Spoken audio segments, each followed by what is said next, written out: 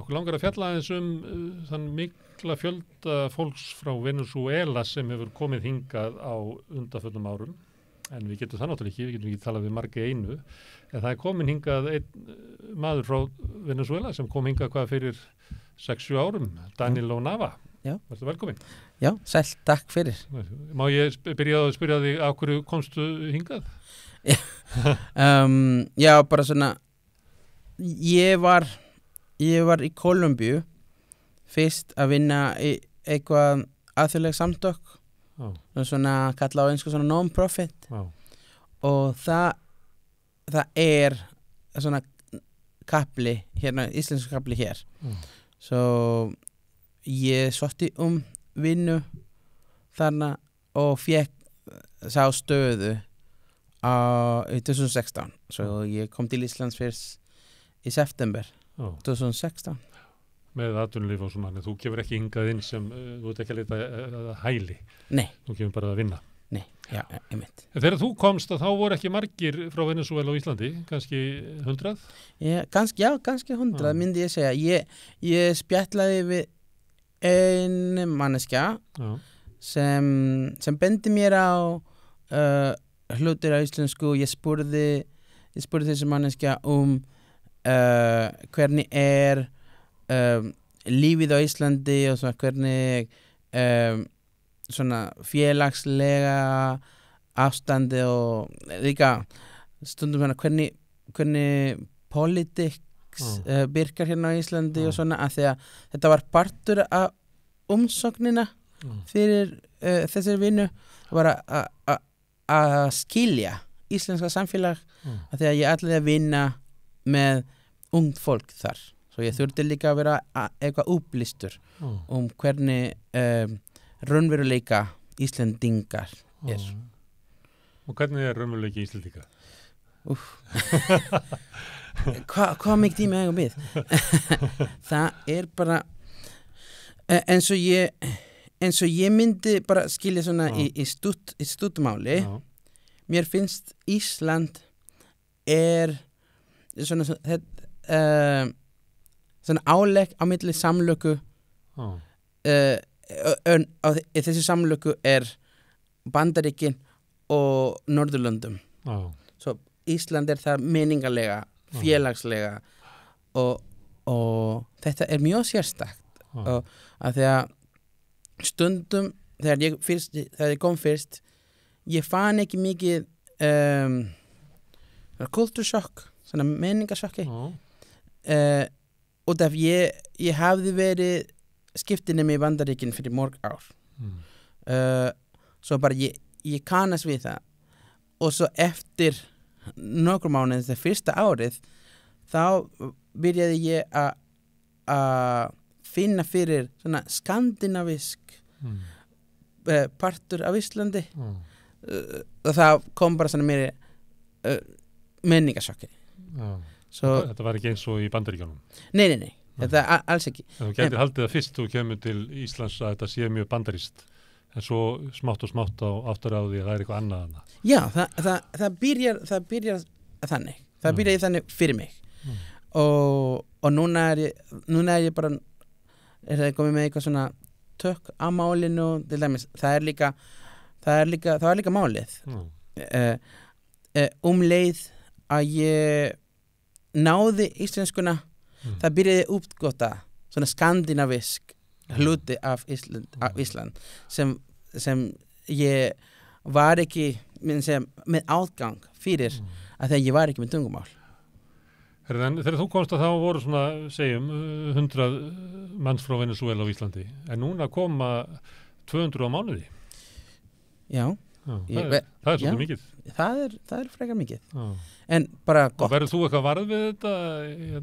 Ég reikna nú ekki með, þú þekkir ekki alla frá Venezuela. Nei. En verður þú varð við þetta? Verður þú varð við allt þetta fólk sem er að koma? Sérðu svona samfélag fólks frá Venezuela og Íslandi stækka?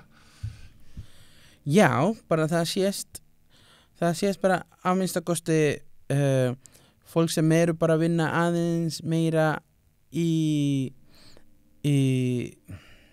svona reistlubransan. Og bara ég þekki nokkur fólki, það Facebook-grúpa fólk sem frá Venezuela sem að búa á Íslandi og það mikið tal fólk sem búin að fá vinnu á einhverju hótel, eldhús og eru að selja venezuelsk mat og fólk sem líka að selja venezuelsk mat allstaðar og hérna rétt hjá það suðuramerísku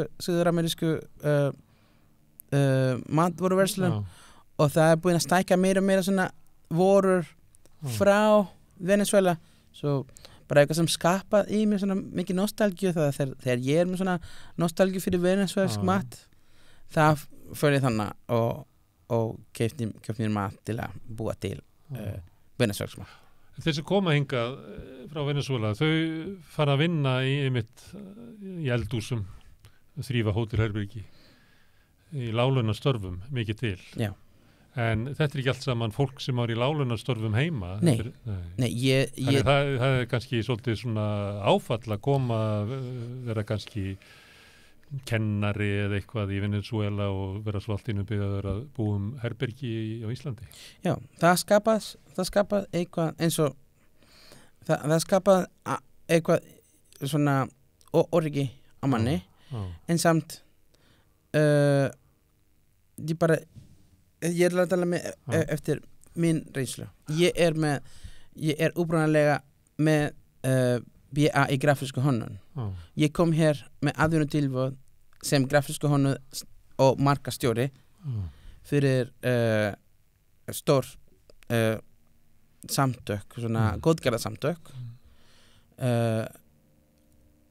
og leið að ég var að reyna að finna vinnu fyrir utan það því að ráðningarsamningin var að ljúka að því að ég vildi vera á Íslandi þá eftir 2 ár að vinna og lífa á Íslandi mér fannst að þetta væri heima bara mjög vanur og burtséð frá veður og allt þetta mér fannst ég var heima bara þetta veit ekki það bara svona maður finnst eitthvað tengslu við landið og ég vildi vera fram og sótti vinnu á mínu bransa upprunalega í margar mánuðir og bara núna ég ennþá að bíða eftir svör frá þessum atvinnu umsókn sem ég sótti fyrir mörg ár.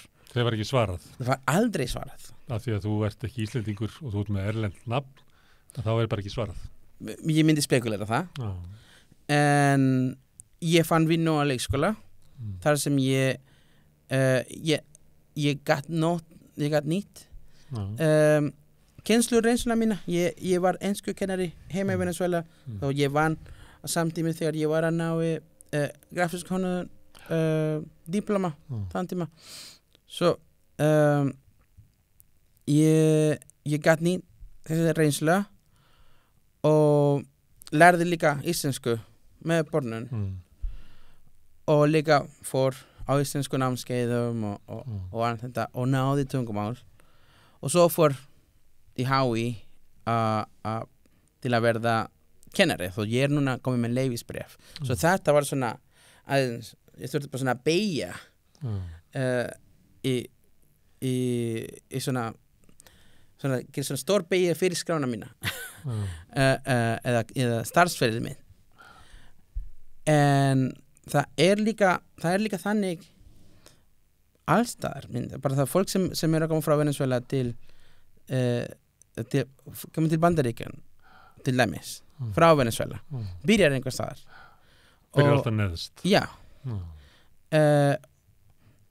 en það kannski pínu gæti verið ósanngjarnt líka innan Suður-Ameríkur það hins vegar stundum fólk frá Venezuela innflytjendur frá Venezuela eru með hæsta menntun í Suður-Ameríku út af átgang í menntun einfaldara en til dæmis í Kolumbíu eða Chile og það líka skapast svona að fólk bara að taka þessi lána störf svo já, þetta bara líka fer eftir lönd, bara í Suður-Ameríku við erum með hæsta myndur innflytjendum af því að ég fór úr Venezuela með BA bara svona og ég náði hérna að mennta mig áfram en það er líka í Bandaríkin, það er bara fólk eru ekki að taka við svona diploma og bara það fólk fer í annan starf þegar fólk þarf að fá sér vinnu til þess að geta verið partur að samfélagi og bara til þess að lífa af En hvernig finnst þér með að fólki sem er að koma frá Venezuela, nú komst þú hingað og varst svona bara eiginlega á eigin vegum, voru fáir og svo nú er komin miklu fleiri, finnst þér það jákvætt, finnst þér það gott? Mér finnst alltaf jákvætt þegar fólk kemur bara þetta það á að koma meira fjölbreytti fjölbreytileika er alltaf ekki slæmt bara fyrst og fremst svo fólk sem eru að koma frá Venezuela ég efast að þau ætla að koma með svona bad intentions þau eru bara að koma til þess að fá nýtt líf og bara fá nýtt tækifæri en þetta er að mínum átti alltaf jákvætt af því að menningarlega séð það er eitthvað svona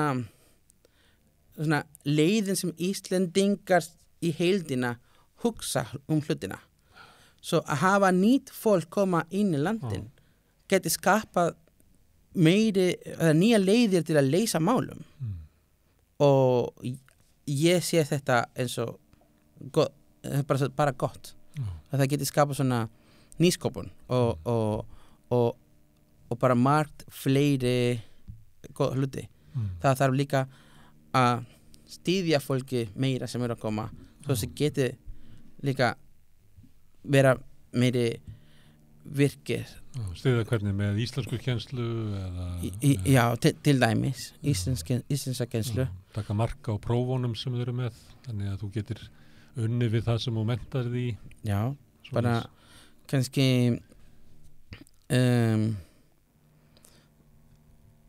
ef ég myndi segja að það er líka svona meiri tækifæri til þess að geta sín starfi sínu af því að eins og ég var að segja bara ég tók þess að í starfsferili minn út af ég vildi vera áfram á Íslandi og líka ef ég hafði ekki náð þetta það myndi ég ekki vera bara núna hér að tala við þig þú veist Herðu, en hérna nú er að koma svona 200 manns frá Venezuela í hverju mánuði já og það gæti orðið þannig að yrði til svona samfélag fólks frá Venezuela sem er svolítið öðruvísi heldur en þegar þú varst ef þú eru fáið frá Venezuela þá ertu bara hluti af alls konar innflytjendum en það er mjög margir pólverjar á Íslandi og það verður til svona pólskt samfélag og það gæti orðið til svona venusúelíst samfélag á Íslandi eða þá að kannski þeir sem að koma hingað vilja fara eitthvað annað, flytja til Norðurlandana eða Bandaríkina, ertu að velta þessu eitthvað fyrir þér, hvort að sé að verða til einhver svona samfélag fólks frá Venezuela á þessum skrýtna stað sem er Ísland? Já, það hefur verið til svona hópur venezuelt fólk hérna á Íslandi sem eru alltaf að miðla það er fólk sem eru búin að skrifa bækur bæði á spansku og íslensku þess að svona rithöfundur hún heitir Helen Kova til dæmis og það er fólk sem eru búið að gera mjög góða hluti hérna á Íslandi en það er búið að vera alltaf svona samfélag bara málið er að svona við erum ennþá að því að miða við Europabúar sem mjög einfalt að fara frá ein land bara svona að flytja úr land bara eftir að taka dæmi fólk frá Pólandi allt sem þau þurfa að gera kaupa flugmiða lenda hérna í Keflavík og fara í Þjóðskrá svo við erum með fleiri skref en við sem þjóð erum ennþá mjög nýtt í þessu að flytja annan land það að fara úr frá það sem nálegt maður bara svona úr frá nánd fjölskylda úr frá allt sem maður þekkir og hefur lífað allt sitt líf svo við erum svona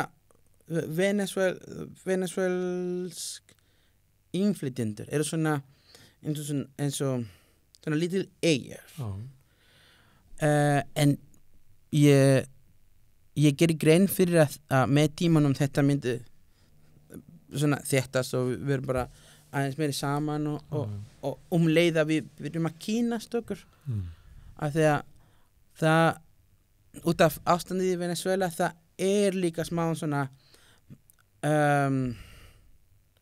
hvernig sé á íslensku svona apprehension til að reyna að kynast fólk sem að koma frá Venezuela sem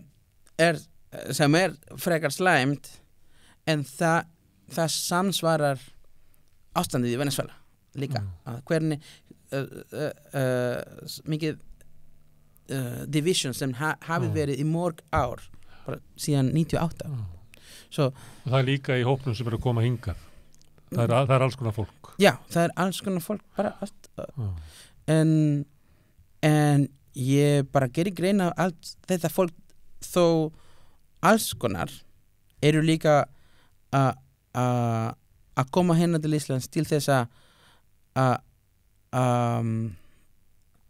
svona vera virk þáttakendur þau vilja það en leið að fólk